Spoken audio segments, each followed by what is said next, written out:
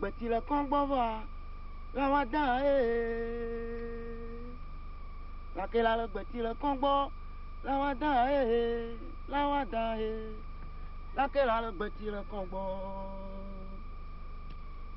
la de la le Bati la Congbova, la Wada, la de la le Bati la Congbo, la Wada, la Wada, la Kela le Bati la Congbo.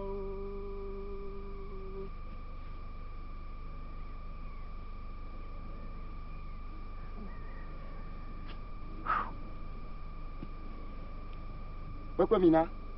La Jofi filet. La Jaffa gomme. Teun. La Jofi filet. La Jaffa gomme.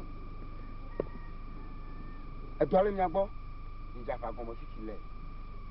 Ton. La Jaffa gomme. Potenya po garetem po lanya. Pira nuti nya bagbaza olafia. Letenya po maretem po. Pira nya nuti bagbaza olafia. Jibosu amu fasio, nyabo jwa jibosu amu fasio. Jibosu amu fasio, nyabo jibosu amu fasio, ikpere nyantia. Nyabo to gajo emoji. Eleji. Nyeplo kuma sito. Nyeplo kuma sito. Oh, kepela klanye pido. Nyabo to ma wala. Manara ka gomo sego. Popo machi bon. Yes. My chwatiane. Bajuntawana.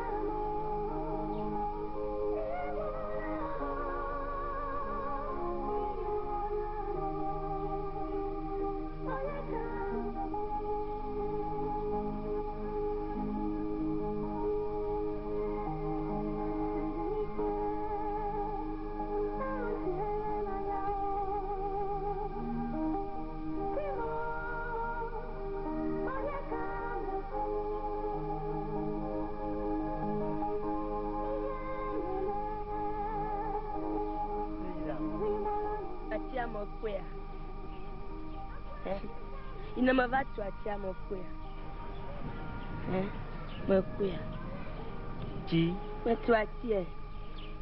Ke dalam kebun siapa? Rumah semua baci mah rumah menyeju. Anya nyata pada mo boblon no be. Nya matu ati be magbo. Nya patona no apa ma matu atia. Ofo. E kan le dinya na ma. Sejira. Anya magbo no wadi. Ilo gombe mo atia wa. Kaka bada sire fi mo pom nya je harepo. Kaka ke ma o abi na nya ba nya te foto mu. Ewe ke dalam kebun siapa? Ati galia. Ati ali me dogo frapo ati gale tutu mo be alo di kwene do dore nya. Mi blendo de mi ano to mu ya. Alo na ma di mi blendo wa. Efu. Oh, Sejira. Efu.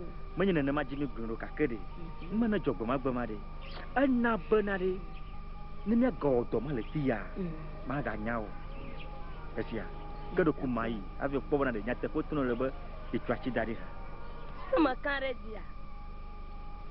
Famille nana pora. Na nyento makwe. Esie. Yo. Sejira. Ya ne jogo magya. Ya maga jogo gere nya.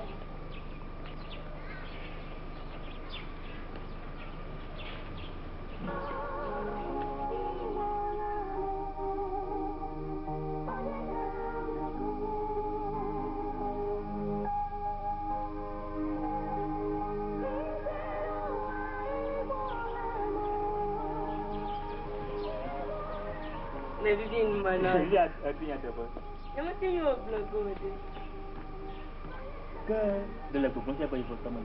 Oh, mais exactement. Il a écrit ton gomme là, il y a. Aja hoji ma moton. Yes. Ati abova. Adi oboga. Anya da kala shin ma gon ko yanci.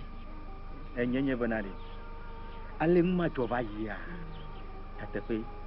Munyi ko nya ga wele fiyo. Na achele tutwale kana mo fara kweri. Mumuga dadi. Na mumu dadia. Ma we na kolo. Na le tutwale ka mo goga amu ya dadia le ke. D'accord. Ok. Ne le mumu ne ma de. Mo ja no te pode. Pete pasi aku. Ko na ba chon le fima. Ese mara. Ala ba nyima jiba mana chi poju. Yes. Asia. Ni ha mo do di jono no na mo de. Onto ale mo wana mo onto ko lo mo na ro. Yenti kwe. Amoko. Ta ima ga fa mo sanga so. Ya ta fa. Ya no na. Bijo. Ma fi on te fa. Ya ta fa. Ma fi. Ka ti mi ma ga si ya so. Oh, kra. Oh, mi ga sa ko. Ala ba o for plan na te fa vo. Asia. Merci. Abijo. Lay down. No, magabola, jino na shiwola. Allô? C'est mon long bon tolo.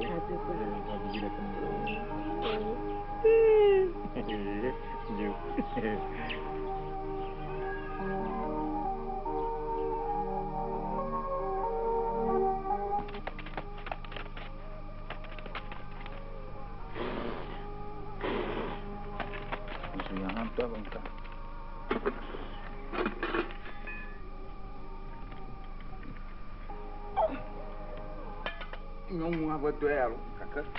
A viradinha.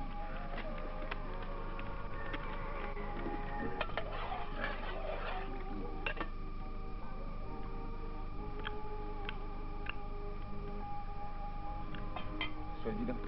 Azogbe. Papa, ajere kaya na ko bene ma denwa. Ko lo na on soko da. Nti ano ma ba mi na nyon gbome. Damla na ko je bene nyama denwa. Aba ni ba ko jere kan gwa more la kata jere kamala mo ko ngwa mala wa no wa pana na bia na gwa amodro ha no bo ano pa le kan ma oko ah je ala ngwa ba aba tro su gali fifi alo tapio kala koi nyama ja du jore dogbe lebo na do kiolo ba ko no aba studiate na ko no na ba pu du plege bene Dabla na manyo ati kia bo fogele eji agbo.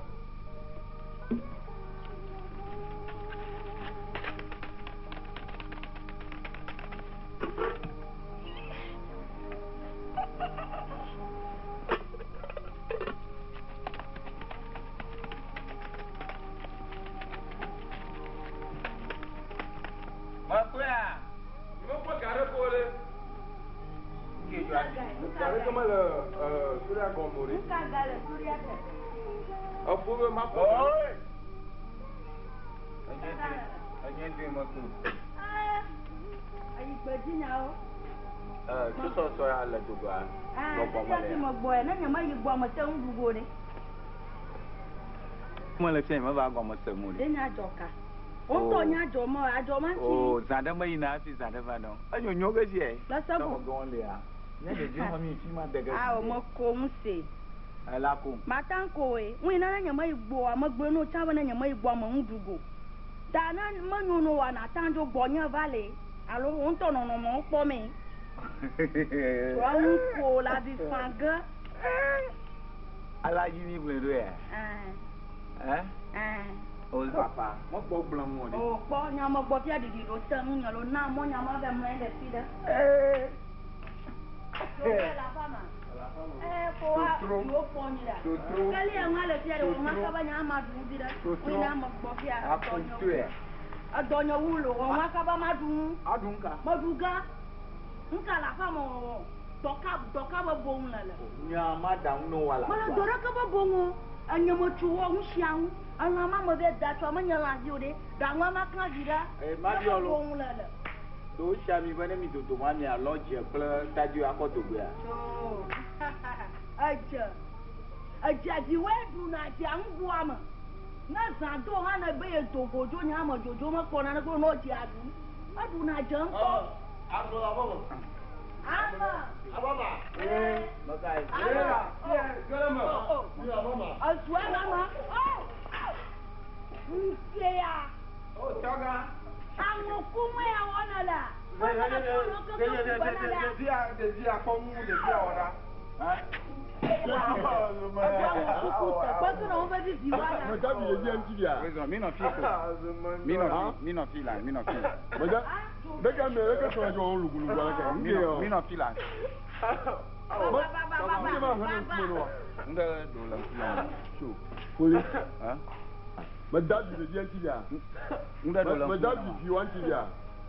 So go for two of them, oh, that's why I'm a for.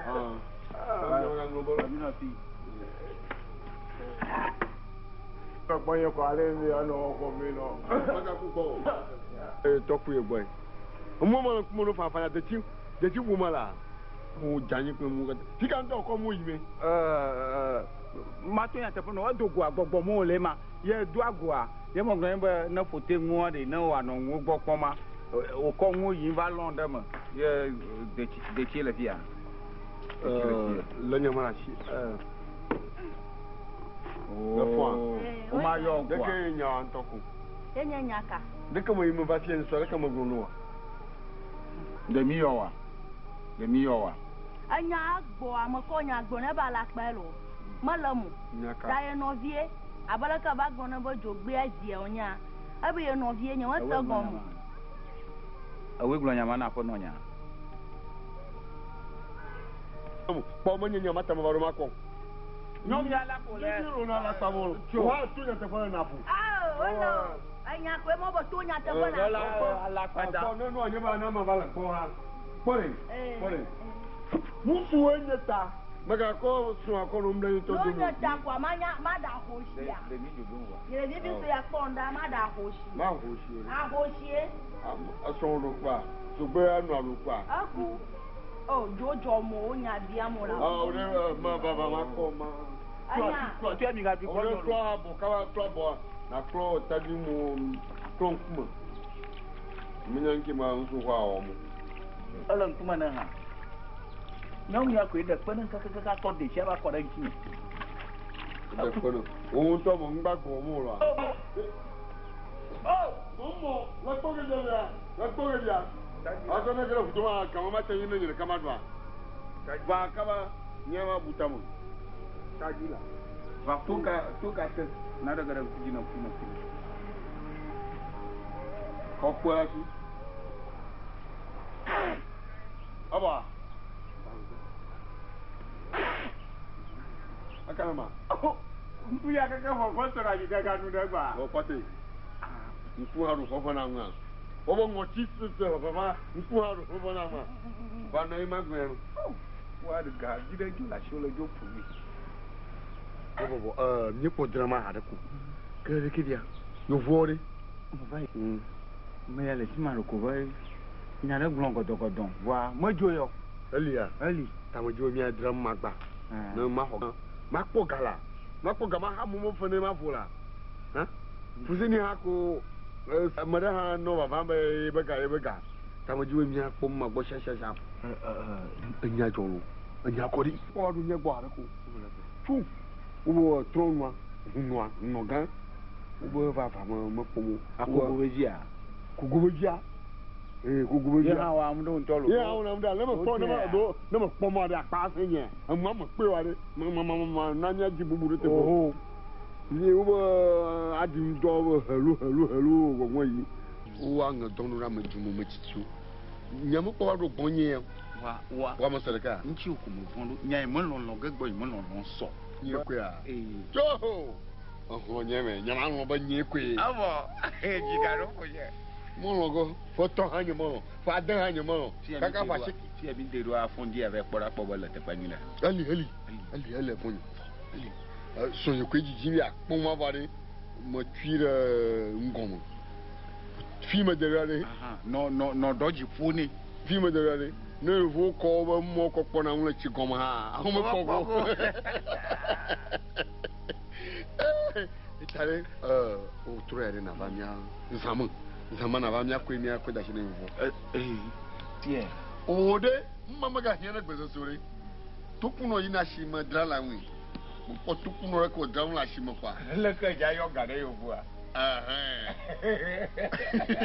nya ma gbe de fujire wa na mo ko achipo swai ma achipo swai kware ni kuma ya gbo ogo wanya musa shi musa shi ta ga la kuma yoge como iba a como no voy más somos de mí va con más body no no para mí nada sea no no nada oui de ko como va no no la fi ha ko aka doli nda na yo bu aba ko ma ni ko drama ma doli mu de ko nya doli mu ko bukura no dura mana ni ni mi kwa na wa sore ji no mo kwa uto le nya mana de abivo mo le abivo oh nke bia nke bia go ho nke bia oho bia nya nke bia oh ebilo bifa je gaji gabo gaji mo gbo gabo o je gaji gabo bo mo gbo gabo ebilo ebise bifa je gaji gabo gange gbededi o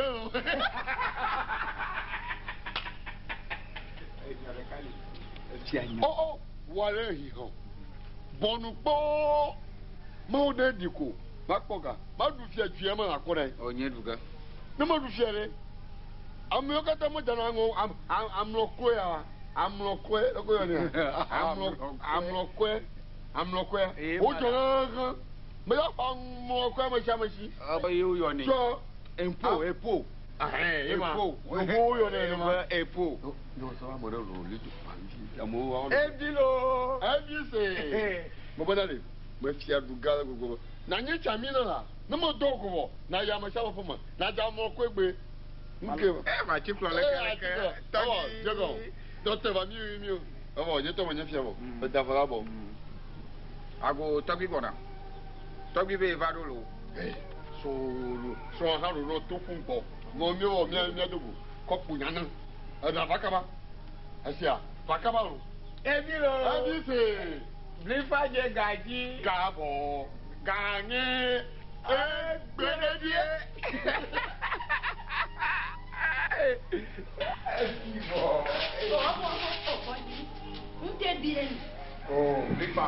Nka blifa, bli mami do bala. Eje gaji. Mo ji fa mi do. Eje gaji gabo. Juna. Zogbe nyaka gagloni. Oh, mo kpọgbọnyọ nke bire ni anwa bi voe mu ya di aje we mi adi oh de viro mi va yin so a ye o le blifan clash gbogbo bi na mo gbọnya to fe mo chugu to no ti are mo bia banare nke bi na mi adi vola blifan ya na bia mi adi oh blifan anya nya la shi nya mo ma gbọn la po ya manchi anya se me la ke to na si gbonye le va le nye me va le gbɔ o na dzagbagba ne mo dodo ma nye bo godi un shiang la lo de didozi me na nya na keke na sha velia nye bena xɔ me gbɔ un shiang na kpɔgbɔ ne ma ta kpɔgbɔ la na dogo na dzo nye wo baba nɔ gbɔ nye ŋutsu me nɔ anyo ŋu gbɔ na kɔ safi nya ne na kplɔ noviwo diwoe le gbegbe be me ye be di o diwoe le kɔ ge mia dogo da si to ŋu kɔ gbɔnye. ke zogbea ɖe demeti va dɔ wɔ mɔ dɔ ya dɔka ye nye dɔka edɔ ma ŋtsi ne va ɖo mi gblẽ afi ne va me dzo gbe na nya ŋu mɔ ne me woe nya la nyi ne me dogo yi ma. me zogbe nye vinye me megale o lo. o le bɔ atsi ɖe atsi atɔ kpɔŋkume ne.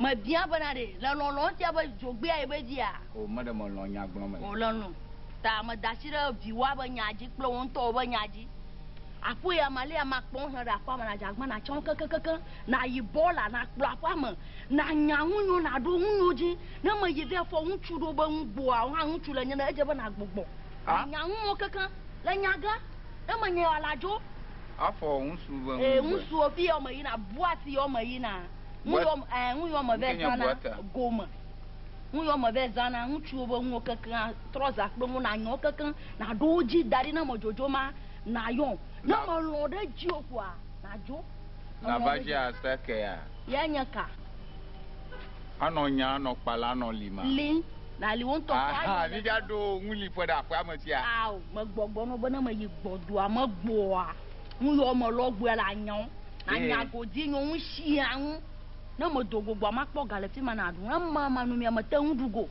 nchu manu anyon gbo nchu awe la ga ya ko mi nya ma no gbo we anya de mi segon me ma vai aw mo ta no gbo je ba na jo na mo segon ma ba ye ji bi ya nya nwu ko na jo banye o mo gbo no anasia merci asia merci ogba na fogo di nyu na nya mi de ya to la mo manya gbo na manya ke boata gbo a nchu yo ba mu trouser kple mu yo kata coat yo mo lo gbo a na nya o me amanya ba yo nya mi ya do lavage à sec da kwa mata nya fa da kwa ma me ye kata nya ga do ji keke o mo do na mu ji nto no bala no afa ma drando nan afa ma ga chi fufu na na ma so yenya ton lia nto mo nya ba na mo value le fu afa su to ye ta ma no drando nya de fiare ma sagun la balaka oh apo mo jajira mu su bodo na ma jira do yen to nyam ko jira mo lo do e so go do na mo value le ba fu a eso to ye la ba fu a ma gara fa mo nawo ka no anyi ajiba ma fu a o akula ka ku ba nyama gro nyama ko mo de afa do mo lettre no o nyama mo gboni na mako ba fu a mo gboni na mako nya gba gbulo ni kama dodo ma nya ba ku jina la olu na ma kuji ma ala ma ko touch da shi ano sadin za ma ko ma ko fun anya ma kuji mota mo no na yin da gamaji tu aje ma la zama yi ma jin gbogbon la dudu ma za ma ku la zame o bo nya dina ko ku na ntola afo nya da la shi nya ma jiba ma gblon ma jiba ma be mla anya na ko ga ton pepepe are na yon gbe amo yo to ko na zo gbe ma bi olo e bien fifia do mo kata dash na ma mo lo bo ma wi ka ajinku ki na ni la ma nka ajinku ki an oga ko ya mala ba mo mo ma de na ko fo chu kama oh no ho boy no ho bon o do won vu ka ha na jinku a ete mlo ho mo ete dunwo o ga ho na ba jinku ki oh nyanya ma nya ma ti po ntu ikana ba no nyungbo a na ba nya ajinku ki ga mata jinku ki ga na ore po mo jo mo iko mo be mla nyi da ko mo no ko ga ton pepe na yon mo dodoga mo re gbona nya jiga ko mo dodoga se me o mo nya gbro na lo ayo na jibi ano ga mo ja ko nya ma na so gbe to na tonyo se ya o makoma aga ha mo jo la shi amajo ko ve bo mi atoro obo yo hon na da kamaliyo za dia do ye mo ve jere o ma yo ndo to ama ma ka fu ma yo mbadi ye bo hotel ya mo da kamaliyo ma ba ga o ba o manglong sikatu mo la nglong ayo amo tusi Ndudu àpọ̀pọ̀ mi kó ndudu bí máa kàn dé carrot máa jò là. Adájọ́ ọ̀bọ̀.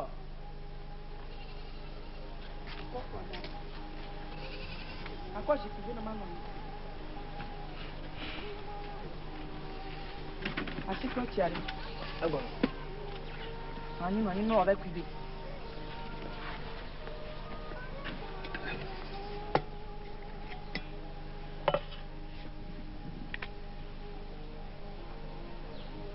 Là, les gars, moi, on a couché vers là, on doit. Oh, Paul me gaolan, dawale que noir, on de djinha. On a couché vers là, on doit. Ma quoi, j'ai moi du duodé. Qu'est-ce qu'on a gagné, il m'a couché vers là. Ah, donc, oui, vous Que y a mes deux dos, caca d'amouade. Hein? Calato. Paul non, on y est de l'eau.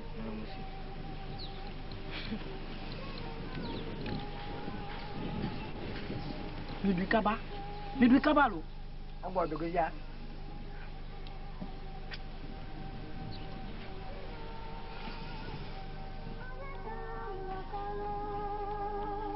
Paul, moi, bleu, on t'a au moins. Nga wanya, mo lo amudo. Paul ma jijimbe abano idabu molo. Nga wa mnya ka mbichuke waka abuga bana marulu makwa agomade.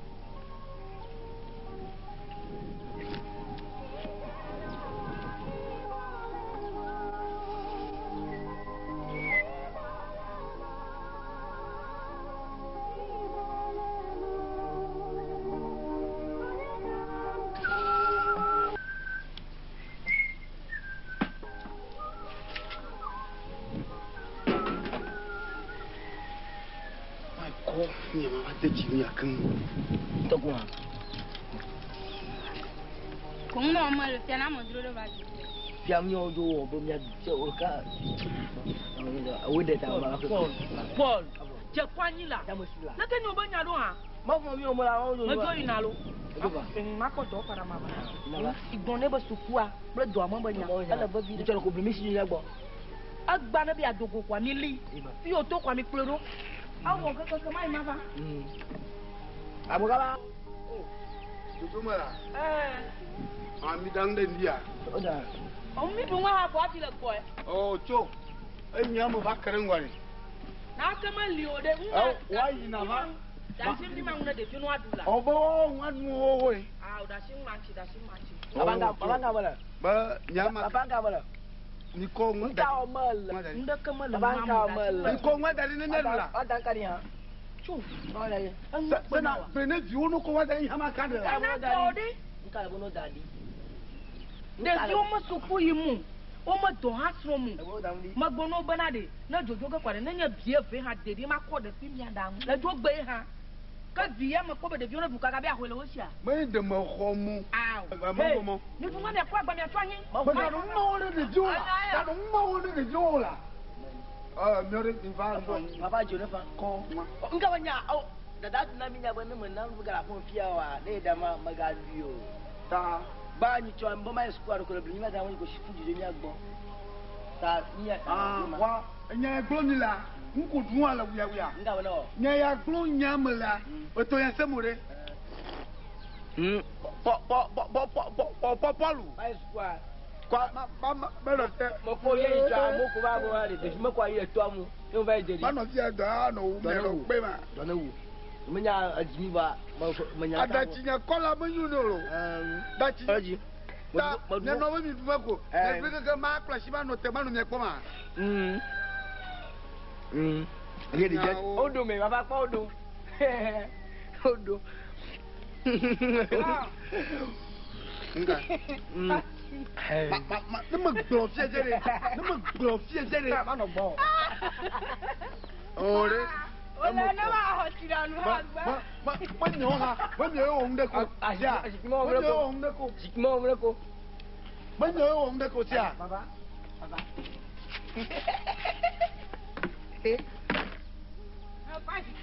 No me no ko shi ma kan fie jere. Baba. Kai mo la ko. Papa, ma gada. Ega ya gba won na. Ega gba won na ma. Vai mo shi ko. Njo mo ko ya amu baba na de mo ko ayi de to mo na mo jeli. No me ya me da gari mo. Ga gba won ko. Pro de chezi de. Ni no ma kan. Ni yo. On go. Ai je wani on go. Oh. Go la hiyo. De jo. On go. Bojila. Ko mo sko ega. Iya, Adonu no yi nya no suku yi. adu ko amu ha ko. Nga mala ajo ni da go nga mo. Ko nya ba kama la kai. Agba me yiko go. Agba me yiko go. Amu bala me ko ayi da tong tamaderi. Ko mo sko ega. On va mo. Bien on no viola re. Abi high school. Ye brown lo. Kaba kaba la onya je wala jere. Edi foto. Onya bono la. Onya Papa bono. edi foto ba ma cultive no la nure di sia. Kivene. Papa, let's go. Paul, ma o da wale fianya. Nka mo dusia. Yo ba ya cultive nyamadu. Anuga. Manuga. Anu tire do amaji akpona so. Leso. Akpona so. Namaku. Majidi, you must go. Agba maga yi kogo, you must go. Amu ba ya de kuma kwa ile twanchi. Ina madayari, you must go papa. Ba kongo so kuwe. Aya to for bana. Sia. Ni manamu. Emiano hapoba. Ye dango. Ni manamu wa. Nyano kudoji. Kama ya ko ya. Nyano kudoji. Agana nduga fun fia kwa. Adun kungaji. Agana Na imana nduga ota. Imandu golo. Ngoje nyefu. Ne imana nduga ota. Imandu golo. Ye no nyano aglo ne mi. Ai gbona mi yo gbona video. Okay. Ba ko ya. You must go ga. Oku anyi me ga. Adu tinye po. O mo mi we wo la. Adu tinye po. Ha fa ya kata dari. Toga onga. To ge ha fa ya kata dari. Toga onga. Mi we wo. Wacha weka ba. Papa de dire. Papa hotia. Papa jinera. Jinera go chi. Nutie. Wa di foto Ti mo nutie. de mi bo male. Ntara o. Ma Mo changa. bo male tia. Papa. Ha. Mo ko nya go to. Ha. Paul be ko yibe. Dabra be ko yibe. Paul va. Paul va mo ko e. Awo ni Paul va. Ni. Anu ga ro mo nu go. Nutia. How de yo mi yo ga. Chala ka ko bala. Ba ko yiro. Mo nu ko ma Ka nu ko. mo nu ko. Paul gbogbo be ko yibe la. Paul va ma nu cha. Paul va ma. Anu cha. Au Paul. Aga yi ko ga fi amaka. Ko ga. Na mo nyo ko ga. Nga mo da. Na ni me school ha mo ko. Manu de ti fi ai. Anu vire. Mo ri mo si sire dio na ri da. Kama nu vire. Wa. Ija. Bajidi. Aku la ba. Nucha. Aku la ba so. Ai manuga. Manuga bo mi. Ko dum ko. Ko dum. Mo male cho. Ko dum la. Ko ma dum. Me yo male cho. Me chere go. Nida. Nwa. Nwa. Te dio mi manuga. Va, diga Te dio mi ga. Seja. Te dio mi uga. Seja. Ai si. Me ko ga atinamu. Me ko ga atinamu. Papa. Anya pole. Ah? Anya pole. Wala ka. Ola ka kalejia. Kaleji. Gwa gwa. Wala kaleji. Gwa gwa. Amba gba me ga yi kogo ta je poni gbongo asodo. O ma no yin ko. America oh anyi no mo na anyi la awa anyi no mo na. Anyi no mo nya ntula anyi mo no ha ni jo bo na ba na gba na ba. Nka. Ibnani. Ibnani. Ibnani. Aka nya ko do ko su ko nya. Nya wo bana ni. Be ke mi no ba plen odana be mi de ka ni bi wa wa. Nya ke. Nya ma chi do Na shi gbogbo adu. Wa mo na gara dun a. Nya no ya po no nya. Ah e ma wonye kpo no ta de mi adu. Ye ji mi ta de mi adu. Iye yo de me mi na duare. Nya re mmela shi mo duna nwa. Aje bra ni aja du. Aje bo ma ne ejima ni. Pa se se. Ah we ya kwa se so e ha de bo ya du wa kwa se so de. Ni ka mala. Aje aje ugo. Enya ugo. Ah I don't know time. Apa? Mas ko ga. Oyigo. Papa bojira. Le dia be mo su go. Ba Ma do na nti gbagbe mo ko. Ba ya ke jo. Gbagbo jojojo. Ni mi ya go ko le bo toga. E o mi ya. Toga. E o mi ya. Ye we no mo nwa. Wa apomo no go wale bi o. No vi o ha ma apomo no go. Oje mi ya toga. No ha mo pomo akam ba hati agbonya na ba hati tore. Iyare. Ah ba hati to agbonya. Oji ma so ji mi ya toga gbo. Mi toga wo hati ni mi gbonya pe kwa le bo toga en mi ya. Mi school le bo toga en mi ya. Mo ho be do mo le bo toga en mi ya ni toga. Mo nyama nwo aya. On bo mo aya. Nijo. Neya. Nijo. Neya. Nijo. Ma tuwa ma la du mi do. Dasi bo tro mi. Ya. Ha? Na ko yi alo. To ngang gba. Ala ko Ama na mi ile ha be awon ndo ko nya free. Ala bo my school la papa. My school la ya for me. Bo to ngang ba go. Dole. Na jiwe na gaba ga shura this school hore. Funfu de ni na de java jira jeba. Iya na fokolo to ko kwa hakura mu agbo. No bloko le bo toga. Toga na foto ko hakura mu agbo. Just start ko du mi yi. me va faut ton no ko yema apa na de funa funa ma wo finya ga mele chi le ko wala ka nya ma se mo no atuku kwa mo hagbo no ko ko toka fifi le mi toka bo le toi bronanya c'est namwe de ka keji tu pinde ku ya mata ko ne toka bo na nyen le ye ko toka domia mata no de mi mo ji no yi kami jo le ni do fuma ntu vie nyena non vie dawa nyena nyen le nyemo va chia bo ko to ya ku ni ko don kuma de toka kwa ale ola bo kami jo anai nkaji mi klo na mama jibe na no me me so bia masango amu ba gbonya eta masango ba nyo wo yi pla pacha kokora mu aba ile kala awia aba mako blo yan tonte ba ko jani mala ko yi aba nya pacha yi kokko le bi via munyu sema de mo na ko ye ya mo gbogbo na ko masango fa ba square ge ya nyo machida square ba leiga le mi fi makware ale nyenya kwa o se na yi pe ma yi go ha nyage ya ga to ga gbo lo gbo atako apo mo ga ko ko ale gbo lo gbo kala gbo mi mi o bla vovo kan gbo no le chafi mo to ga mi tu na ple ma le mo be lia ya a mi kan to le gbo ko nya mo bla na mo o nya kala kala suwa ni mi je kwa suwa ba ne mi nyang mi ba gaw ni ma ba ale to ga kwa be mi nyo nyelo bi mo temi school de danya adom ga yunya de mo ve ko gama o ha vu ve mo fo mo ha vu ve ya school ko mai ni ga ti jola ni ga ti ala bana ni anyi ma mi ve jira ni ga ga de to mi ve jira e mi jire mo po ale mi no pono ti ne mai me e mo ko ga ko de to ga ba ne jira do na kwa to ga ko ga ha ni pa ga jo era ni me school gangan wa mo fa pe wa ta chef ti mo pe la no mo bie kwa awe ga ko gan cho no bie ko ba ni cho no bie ko ba ni cho kwa yina ba mo no nya ble no yina ba nya no ha ba doji ku de mu agba ai ni ko no ya kwa ma do de ni ko de butupu wona do tupu na mi blonya kakako ma jibia ko ga na mo kwa abo nya fakaja nya jagna ni bia fakaja wa mu haja kwa abo doko to poka buka nya ba apa jola ji ala mo no broni ho papa mo no broni ho la papa ebi jagna ne ba kwa nya ga wa zo ja fa kwa ga aya ko mono la butama tamu buga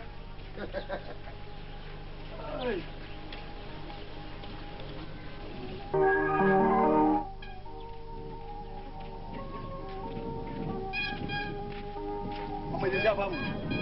Ayé bámi bámi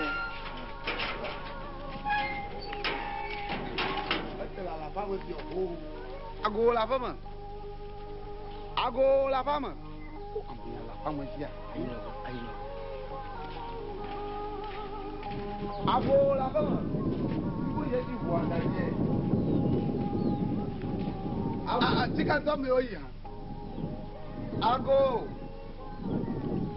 Fuma.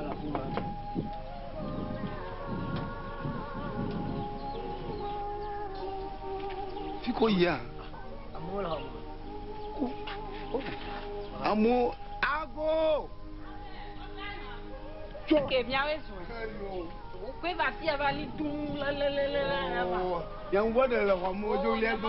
Mala ngo tondo. Okay, e fona ma. Folo. Nchwe mai. Ah, foto ai. Foto nya ala kwa.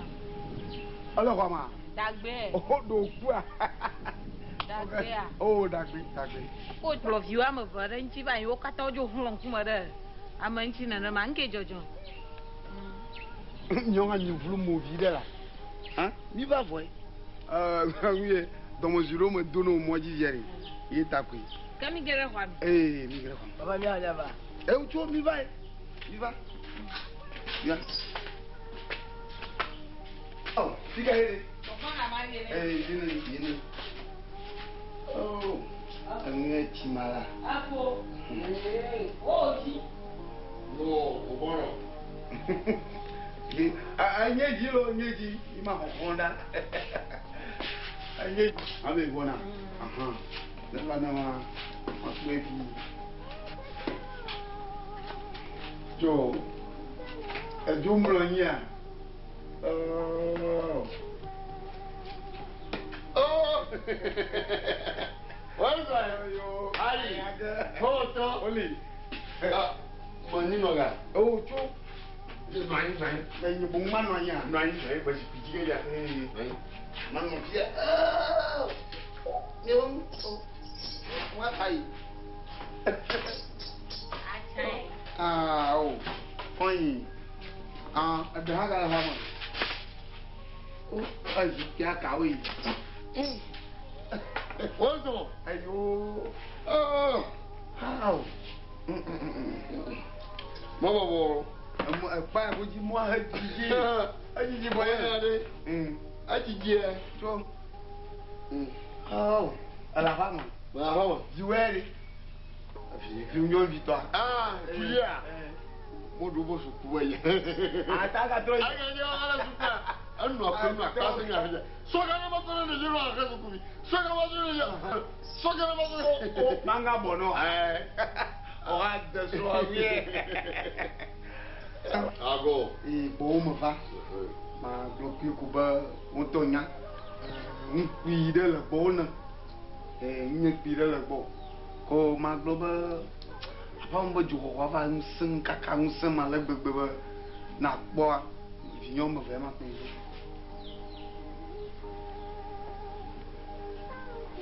Malavia. Quando eu viro com o magro não malazuma. Qua? E me va via. De me va plus um toga gaga. Malaboa. Na coisa bang. Na maio. Tu suma tá com vai via ruim. Na menina na moa que apanha mamãe não que nem é bael. Mata com vai ruim. Ozo. Yo. Nyambo nya ngokona mani mo na duniu. No anya ba mula nya klotuma. La kofio aba de hana akwanya mu. Ye nya mo na kuro aba kofi de sio akolio. Oh no ba atile mo nya. Ni mo nya tro ngo de sio ba de haba ye ko ka hoga. Mano ga menyi nyai mo. Tie ni do vie menya pasese. Wenyi. Lele. De di mo wa. Menyi nti la lo chi mo ba ni va mi to gagbo mai oga. Ni tuma ba mo. Wi tumu le fle. Wi ne we ma. We me yo. Ye ale wo je di ga ni ba dura ko mo je je. Na ma gbe no via. Na du klota ha la fa yi. Nya pi mo kwa. Bây giờ một probe mà bobbe mà vanga ho bo pok plan pa mara kama dene jo sem ore boyidi ya pia mo do bia mo nyanyire ba mo do kwie shimo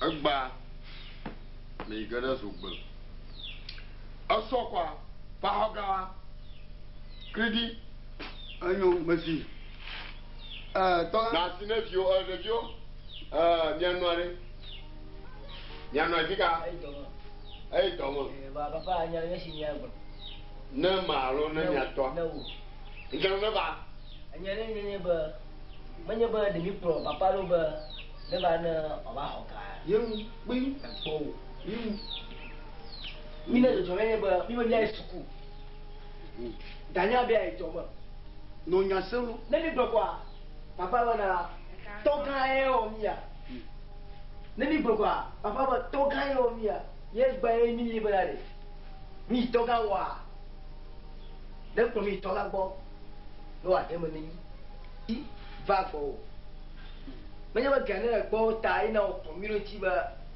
ji po wa ba ko mi wa ko dun kuno no wa me de ne ma ta yo ta na mi nyo gbo ma Selo. Nami bronya toba nya konya ga ni Ya jo. Kridi. Tayo. Ta fia ya malafia. Fia mba filia. Akana kono na ma apo. Yo. Na jura. Na ma su. Nya de tiji kwe. Dodo. Nya de tiji kwe. Mi ko do la si tumu. Tiji nya de ke kure ganti. Ye tolo ko. Yo. Mi atware. Mana nyanya. Mi atawa ga wala ko. Ni moto ga ni atogbo. Ni atola ko mi ren ko ba. Ya ba ko. Nyaka ro jo yo. Nga ba ga la ko ni. Ayi ba ga. Papa. Ni baga. Ni ya ni jira ko kai. Papa, mi afi mi ba fia. Mo ba do to ko. Ale kala gulo ni ba fia. Akonya fa papa la. Paul do to. Na. Ayere dia. Mo la ko vio de ngo wa do tumba. Nyema. Ma gewe kala ko nya. Kare kap ma la ko. De la ko titi, ni ma ko kanu. Ala bonna. Apotini banidra. Ani ba wa sunya. To mo ba mo ba ma. Ni gala mo. Ti ya ako je do ba. Ya ba gala ko. Mi to kwa ko so. Non. Ayo nya apotini banidra. Mo ba didi. Ni ko ga ha ho. Ya mo ba o. Yo to ho ga. Ni ba gbere. Yo da shi ga un ni kwa aganya. De mo ho ga. Ya yi ke mo ko ga no na de yin to mo na no bonya na mo revival ayi o le gbo kwa e he be won bubue be nu wo gajiga ne ye hey to gan ajin do yin va fi mo va yin ma ho ga yin ne ma wa na ma yin ne ma wa fi yin va dia mo ka ri be yin to ha mo mo fa ko gajiga o be o kwa shi o du va la bien Nlo. Ni ha pile ni ha shi. E ma te ko ba go bona la du fasin. Ka ke ni mo yo. La ko vio wa do mo jege. Ba ka ti do fia. To gan nya dogo. So nya ho nya ga. To gan di ware. Wa de ai suku. To wa me suku a.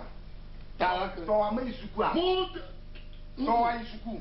To nya ma la fun. Awu. Wa agba ala ko wa suku.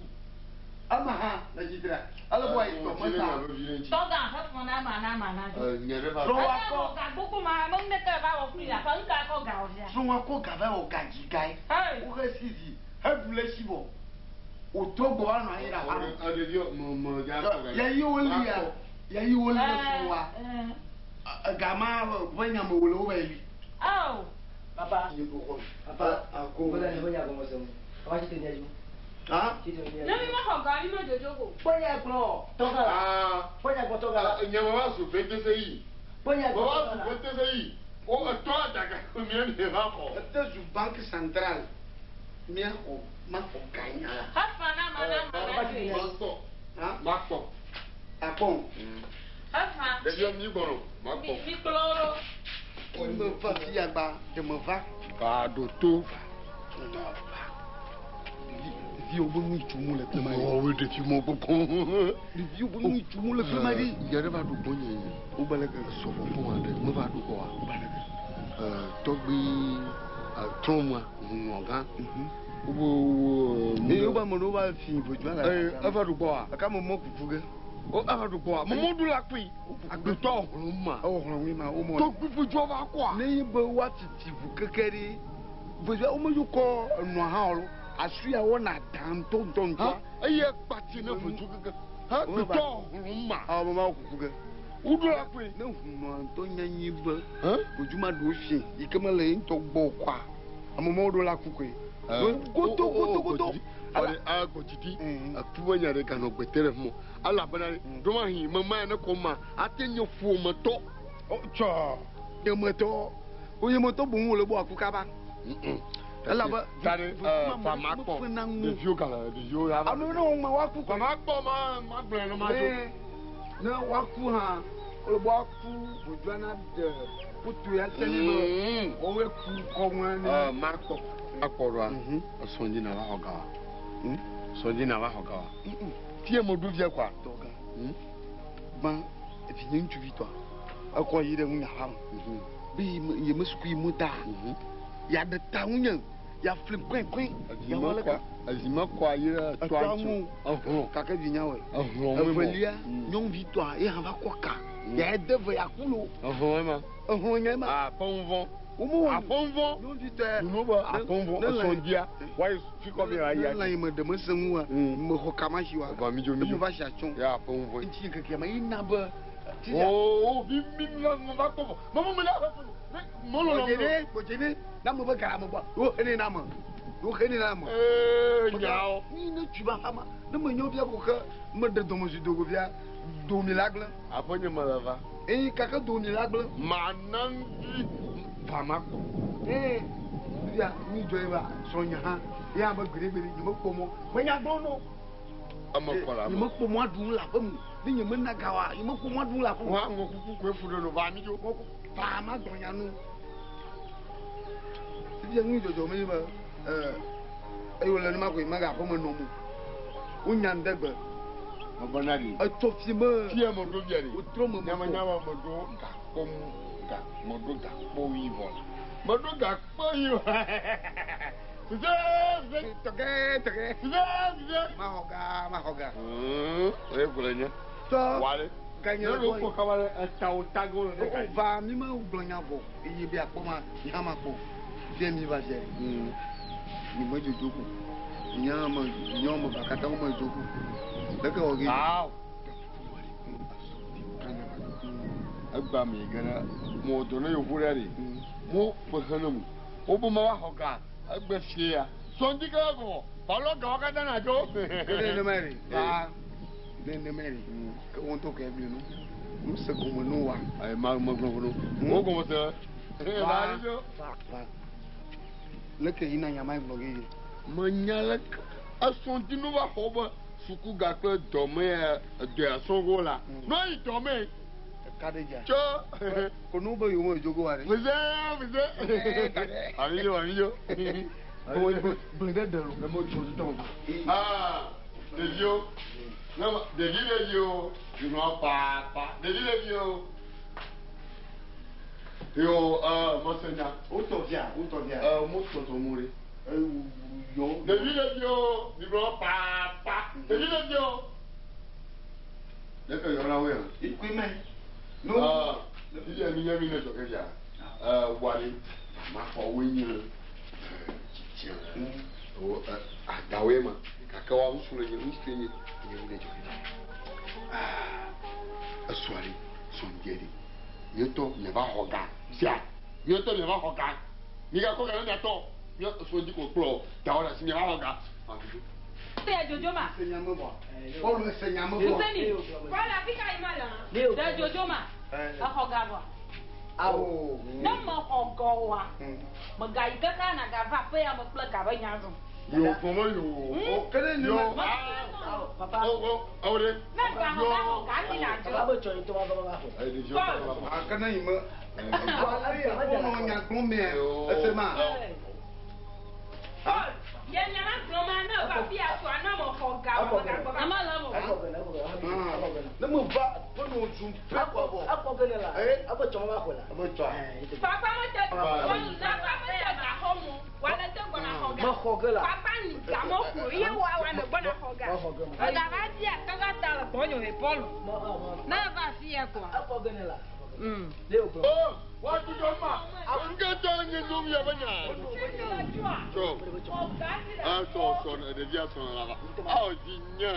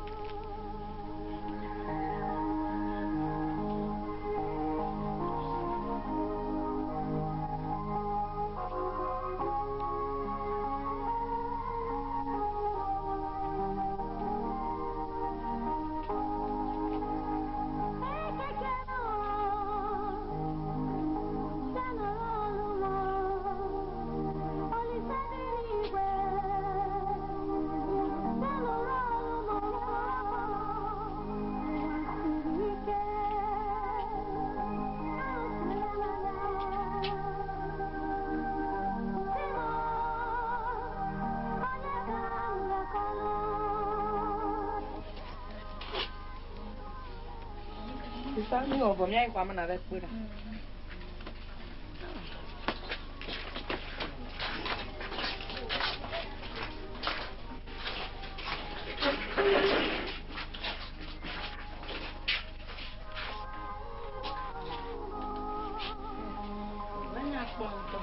Ada ga jan tolo. Sister, o volia magava mo nem que jore. Na volia de aso agbo do igbo la. Nyawa. Ina magava. Wa na gbo ko na na agaba ji. Magbo no bona ba ko mo fiari. Na nya ba ntili zito be meshi de son ko mazana nei. Mechi ya moko da no anko to Brenda. Ah, aye de ga lo show. On to mo da kpoma. Mo come. Fine. Na yana ga da foto na kore kabili. Yo. Yo, bye bye. So good. Yo, bye bye. Bye.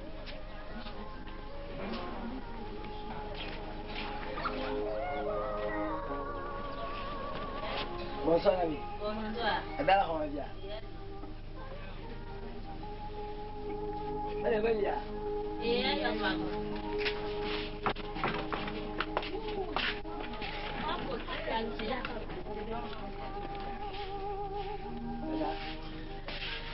Ada. Pô, muito gato. Não de magoia não.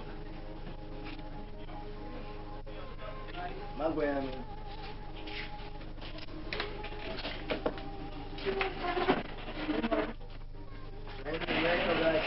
Não é que ama lá.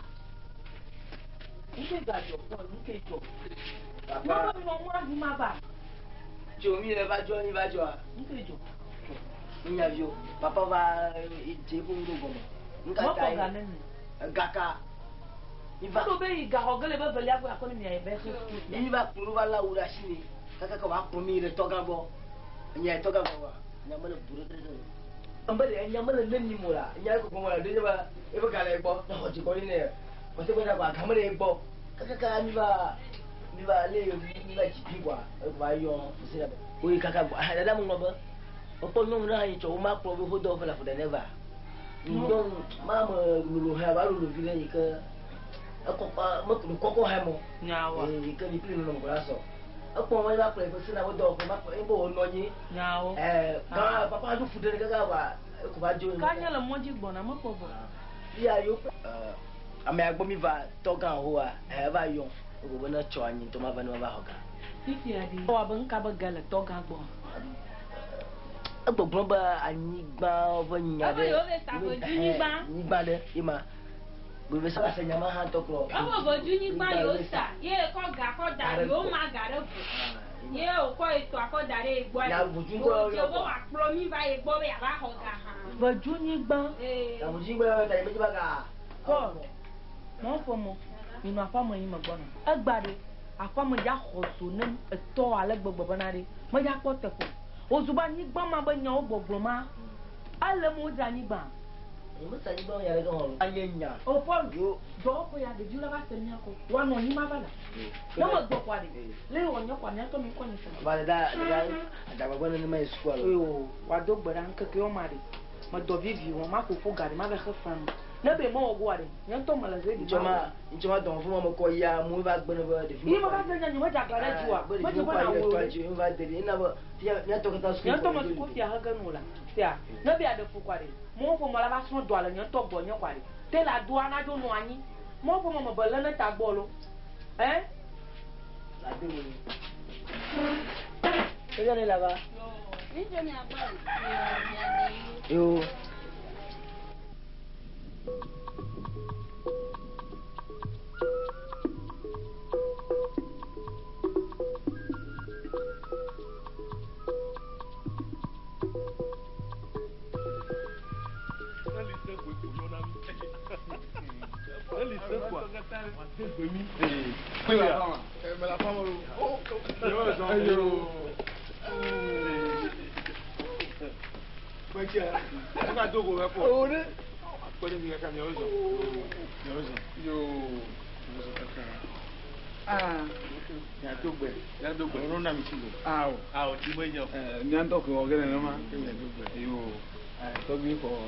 India.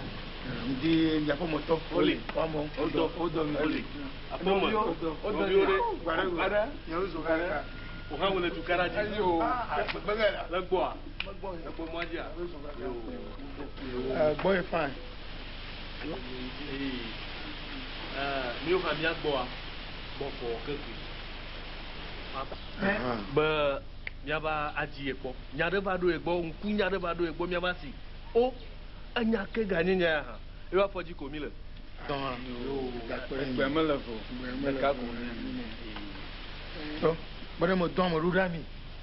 Sa ko to e mo don ro ko. Anu na ju jire munya. Allah ba mi na ju jire mu we. Allah ba mi manya nke jojo na ju. Na maliwa. Afo na nyu aye ko. Ye ko. Na fo ya fa nyu aye ko.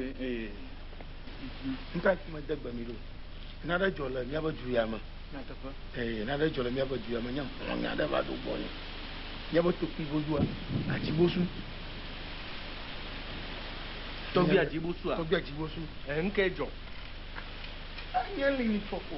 Kwa mo don cho mo ba. Cho mo agbo. Ati bosu mo. Anga do ko cho bo ba na. Ama nga do nya masagon mi. Yin ma dagba mi lo. O ba ko Ajibosua. Nka. O ba mo nya ma ko ba tu me mala. O ba ko Ajibosua. Ajigbe. Beto. Nya ke ma bibi. Daba o ba ko to plibo dua le te pa. O ba ko la. Anya manya. Oh, ejula gble kaka kwa. Bojuma amu. O ba kara tan bojua ko afi jinabi. Agbe nuna no, ashi nuna no. O ba khna tan fo. De gbogbo ni ba, o ba ko bu mi ga pogo wa. Bo na o ba ko fo dua la. O bo fo dua. Ah, la ni kaka ba da se dia. Hein? Ade fo ejugbanya ma. Nya ka gbon mi la. Jugbanya ma. Nya ma sego. O mi kara no mo mu de le kara. Nyang mo mo tu ajika ni nyanya. Keke gbedegbe foju. Ya mo gbe to bi na cho ndudu adari. Gajiji adari. Afa gere te fuma akọ foju ajo ya. Mo so jika na mo. Mi keke gara mo nchi. Na ye ntonya tron didi gbedegbe tron didi ya. Mo jiji go de. Ina me dagba mi lola. Ma jiji o. Ntu abi. Ajibusu a. Ajibusu na bu adon a. Da wani na jaga. Gbede. Ma chole miaba kungu ya. Nyangu ya bia. Mana choa. Gbede. Ngoto. Ke ye trong wa de benya ka kun le ye nto isi akun. Tro tu mi ka o mo ye nto le. Nyava do po. Ah kam ya sifia. Ya sore. Iji. Trong ado amadoda. Badade. Mana jua ma viu ka taka na nya. Na ma da senga da tunchi ya. Na bagble. Agbenye ma. Na ma da si, ma da la pote fua. Anam nya. Ta ina ma ba abale ke mi oga nya ma ga ho abo apa na ma na. E ma tekba mi. Ta hu agbo ba. Nya na jua ma ga ko to ka taka na nya. Ya do mo da toga. Adomora Fuseni, Adomora Foli. On le va bien. Aje ba mianya na meto man.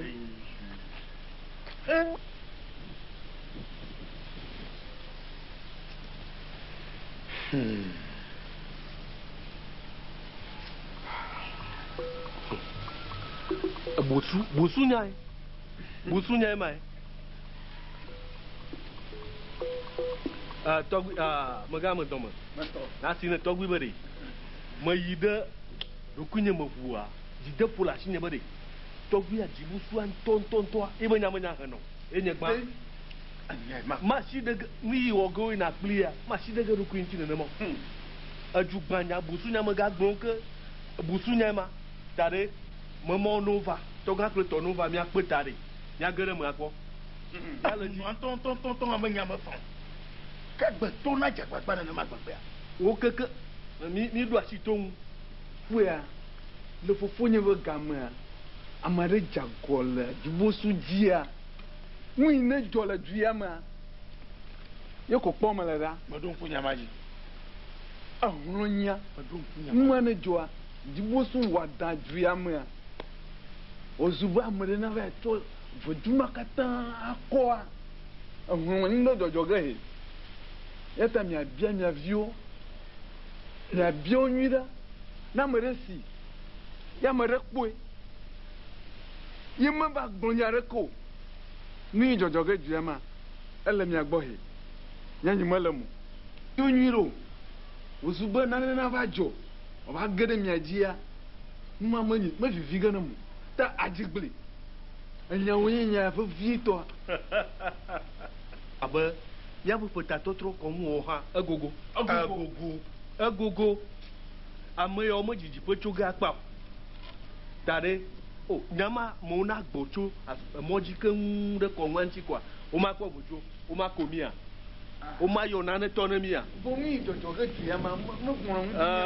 Da ɖe meɖe fu. Meɖe fu kura o. Ye katã teƒea nɔ ge pepepepepe.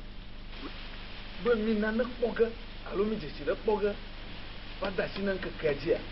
Nya dzi gli ɖe meka ɖe dzi nye ya dzi de ƒo le asi nye ne menye wa ƒetatɔtrɔ mata dze dzi o ɖe mete ŋuti dzedze ge o ɖe ŋukpe va le amegadzi ke lo. Nɔ be yi dzi vedua nyui ɖa. Tsɔ vedua abui wònye bubu ge woanɔ dzidzime ke ma amlima nane dzɔ la ɖewo ɖuie wɔ la. Mɛsɛ yɛ ŋlɛ do. Etrɔ ŋa ɖe. Dike wo be miado go le. Avea me lo alo vɔwo. Nyako yo nyɔnu la alo va va gblɔ ne. Ke magblɔ ne be ne mi yɔ amawa ne fi ye wa nɔa ne trɔ va koa ne trɔ ma trɔ va koa. Ke miagasi. N'anya nɔ du ama alo ayi ɖe aƒea mea miasi. Magadɔ ame ɖo ɖa mi. Esɔgbe. Miwɔ mi le to dzi. Magblɔ be miadzi ŋkeke aɖe ne miadɔ ame ɖo ɖa Hussein kple tɔgãwo foyia. O nyama le gbɔ we ne ɖeviwo gbɔ dɔla ne dɔla gbɔ kɔa de wana wa nya tɔtɔ. Muita Hussein tɔgã foli wole vevi ɖe ɖoa wo koe ganya ame tsitsi kpe ɖe mia ŋu. Miawo koe le du ya ɖe asi. Miawo koe le du ya ɖe asi. Nenye be ɖemewɔ be miadɔ ame ɖo ɖo fifia woava woata va fifia wole be woava do go mi fia. Miata ele vevi ɖe ne menye ɖewo nye be miatsi dzi oa ele be miana be woava fifia gake tɔgbia miada gbe ɖe gbɔ ale be wòawɔ dɔ ma ne miase nya ɖe dɔwɔ hã gbɔ. Ye ma mi gblɔ ne tsa ale ko wowɔ misi koa tedzi ya woxɔ no si miame mɔ koe le du ya ɖe asi henɔa ɖeviwo ɖɔm ɖo eye ta woɖo le asi. Mese miabe gbe mese miabe nya enya ŋutɔa ɖo wu gbɔgbɔ ne enya va sɛ̃ ɖe ko ame bum kakakaka nye menya tika be sɔn ge lo ye me on di abe awo ma dɔ ame ɖo ɖa mi ne miawo hã miava dzro me axɔ aɖaŋu ɖe le mia gbɔ aleke miawo ya.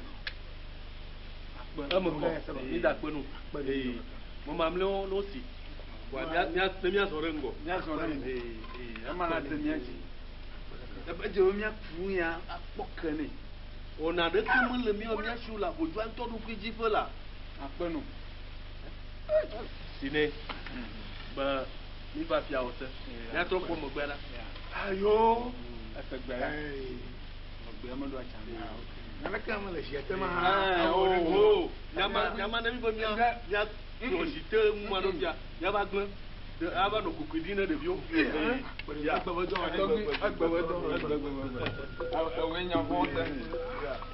Ye ma he ele dzi ŋuma la dzɔ dume la nyɔa.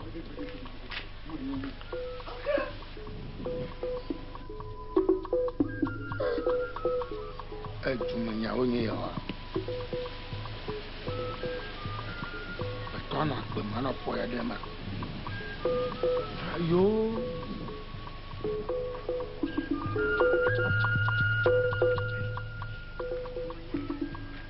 Mebe ɖe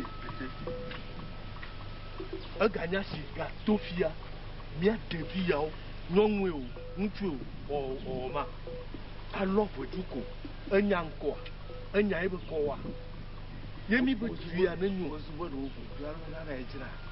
ma a enua menye tɔgbuiwo tɔ menye mia de ŋuwo vɔ miava loya ɖe ke leke mekawe ƒlege manye hunɔ wɔwɔe ya wa hunɔ ɖevi hunɔ ya wa menye woawoe wodɔ gea wòanye yewo hã yewo nye hunɔ kui wɔ ge le adibosua leke megbɔ ge leke magbɔ enue ma kpɔtɔ nane dzɔdzɔ ge nane dzɔ. tɔbi miayɔ ekumi gase nya ne lie Zubere enye ke aha wobe woyɔ metsitsi wobe takpekpe ɖe meyina ɖe fi ma ne nɔ wa gbɔa egblɔ nye be meɖe megbe be nye medɔ wɔ ge ne ta mayi ɖe edume takpekpe ne mava esi yo eɖe funtɔ lo jume takpekpe ke yina tɔ wo kpe mia katã ŋdeke meli akɔne ma ɖu via ne nɔ agbɔ ko ŋu da ge nɔ eta nɔ mu agbɔ ko ma nɔ ma dzi ɖo na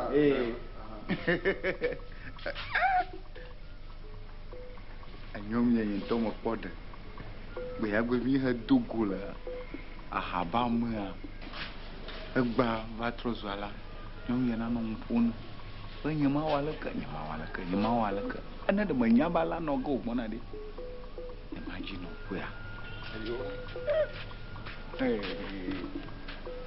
eɖe ƒea lo gbeɖegbe ƒu anyi egba wonɔ nye ava nɔ gbɔgblɔ ne be ma nya ŋu ne ye fika nya ma dzɔ le kpɔ fika nya ma dzɔ le kpɔ ŋusu alɔ nyɔnu be ŋu menya hã kaka lɔvinyewo katã koe be afli vɔ agbɔn hã gbe mesi le wo gbɔ le ahaba mea be egava do go le mɔdzi mi gblẽ gɔmesese va wa megbɔna ya woɖu nya ɖeke mele nya ma ŋu yo enyo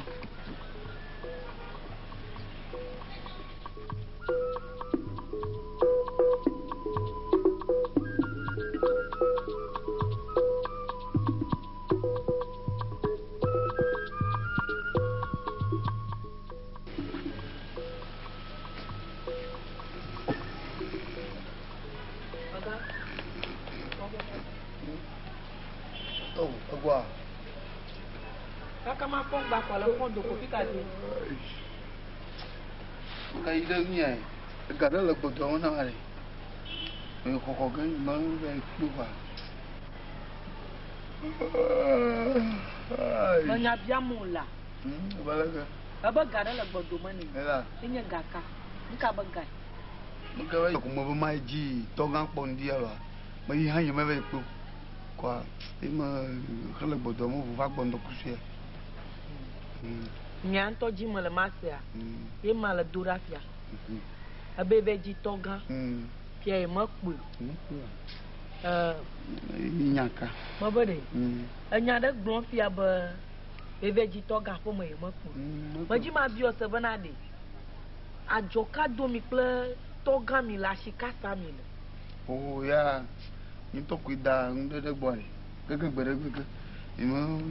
afɔ nya bia mo lo fia de menye na wa leke awa leke o ye ma gblɔm me le nka le da ɖe gbɔ gala nka gae ga ŋde be ga me xɔ re ye me da ɖe gbɔ ɖeviwo be fu ɖe ama nka be gae da ɖe me xɔ la me ɖe gbɔ re me da ɖe gbɔ be ne xɔ da ɖe na vi owu kwa afɔ ke nyateƒe tomo le be ega le asiwò ye xɔ ya me le mɔmlɔ ma ede dzivi ɖi ye me ga me nɔna xɔa me eda me dzivi ɖi me gblɔ no dogotsua ye gawa me le xɔ me ekoe dogotsu xɔ me kakaka ve kɔ da ɖe tɔ gã gbɔ ye gblɔ me la le ne via alɔ do me kpɔle va fu ɖe ne be ma do kpɔlɔ dɔdɔ la ke wotrɔ me mia do ko ne me wɔ nu yi vi ɖe awo gbɔgbɔ va ɖokuiwo me o vedunyi gbã ya wo bo sa ɖe gbɔgbɔ me hã le me wo ve sa vedunyi gbã oui sena fika se nyama le o Afo. Sena. Anya betama sengune ento. Menye tama session la. Anya betama do hone ya. Le mo ta vadu nyigba. Le poto. Ko ga. Ve da de to ga gbo. E ga mai ko na fona. E fona gbe sesa gbe. Abe ifon lipo. Ozuwa vadu nyigba nchi mi ve sodo. He dra votua. Viwo me sukule mu. Viwo me so dole mu. Ye gbon me la. Nya do liere na yi zon galben na do fuwe afo anya banade bojiri anya banade vodi le magba afodi anwo kuku drafuna ye ala ba nya ma wona do ho nya mo ko medana garo kaka bi nyoma ko gale ho nya mo po ah abana de vio e ba gafi ye le be draf du ni gba draf du ni gba ko ga be dada to gagbo maji mana na nya bana de ayi le gbebe de me de vio gbo poga wa isuku ayi domuwa me le ready me le amede makoto yo ka le mi pe hono bo nya de kamu o la ma me fe vide makoto ma kenya me fe bia sa manko me yo nyati poli ma da kore ma kenya me fe bia afwa poli akonya mo no agbogbo le ile le ba no boyen le ile le are ba hala no atete amabobi ye hala mu be sa boju ni bona bona okay ka yema o hala le mu be sa boju ni mo bona se mi ya do ba o mi ya do ba na so na to ko ma po ayi le gbe be me de bi oji pogu wa me le gbe ko ni to mo wa de na mo nya mo no be na bia madugo poli ayi na mi de o bia madugo o fika yibenya ya kono nya ba anyi gba mi be wa asa nya mo le mo ko tu nyi gba mi be wa asa sami se nka be gale bo ba ko ni oh church to mo nya nya mo le ye church o yina church to mo nya lo eleke o ba sena ke amu po ko no ko yime de na mu poli aba here o mo bo tu nyi gba na bo ba foga elemo why le bi ku ama wo di ti mo bi ku na be ku ba o kana no na poli ba anya ma se be poli wa ma wo wa bo bo hanyi no wa boy wo mo la wa kaka hallo da de ma glu no ba poli kaka dun die ji ko ma o da shi o ba so ada o ba de ya do na wa pa charen tu wa de manya de kemo wa o to mo mai jina wi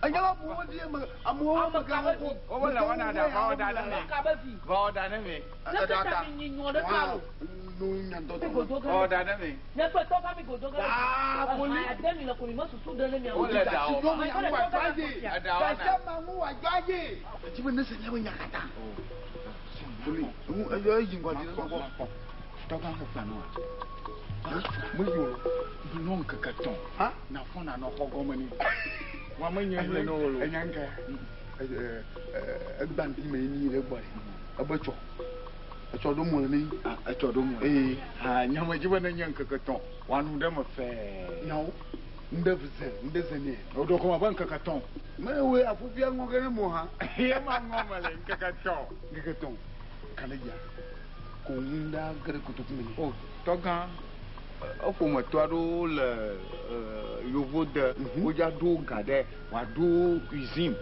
de ju am kata ma ki mi sinya ajo na ba o ga mi sin do ke de ju am ja mi sin ajo la to ga ko ga yan ba mi sin ni do me oh ma ga yan mo ko do da yovo da o ko ga do de ti wa no mi sin do me ma pare an ma fi akla fu ado va magana wa nya ba ma ba ngo afi o afi boli ba ole ba ole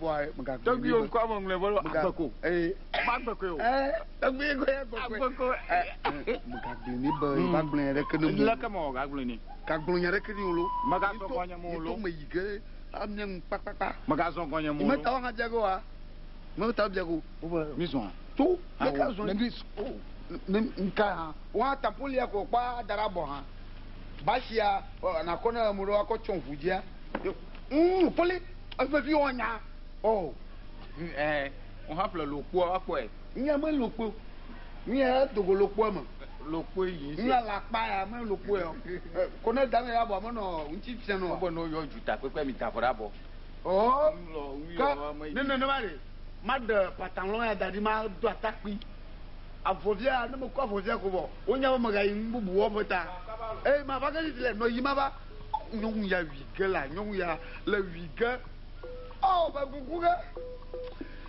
oh Dieu mon Dieu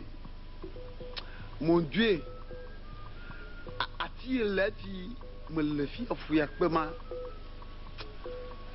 ok ni sagare ji bereka ni sagare ji na ma no ala anu fu pe fu keke afa ku beregbe a ke nyekluwa me ba ala ba nyekpe me yo kata no agbegbo en va ya alu la me ok